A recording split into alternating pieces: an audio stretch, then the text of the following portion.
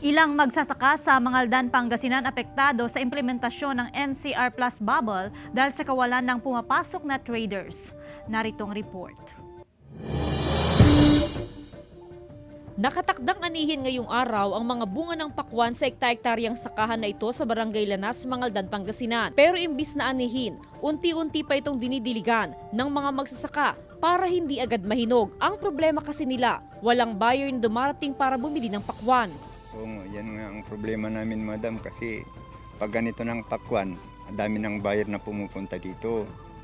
Medyo maliit pa, may namamakyaw na, pero ngayon, konti. Ayon sa mga magsasaka, 90% ng mga buyer ng pakwan ay nagmumula pa sa NCR, habang ang 10% ay mga local buyer mula sa Pangasinan at La Union. Pero matapos magpatupad ng NCR Plus Bubble, hindi makabiyahe ang mga buyer. Kaya ang mga magsasaka napipilitang mag-ani ng pakwan, dinadala na lang sa palengke o di kaya sa ibang bayan ng mga produkto.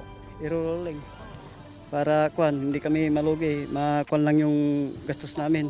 Ang resulta, mababa ang presyo, kaya imbis kumita ang mga magsaka, lugi na sila.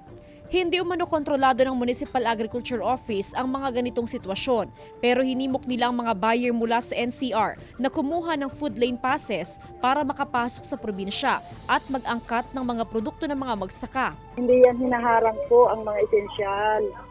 Diba nasa guidance ng national with regards to mga essential goods are hindi yan dapat haharangin. Sa ngayon, nasa 20 hanggang 25 pesos ang kada kilo ng pakwan sa bayan.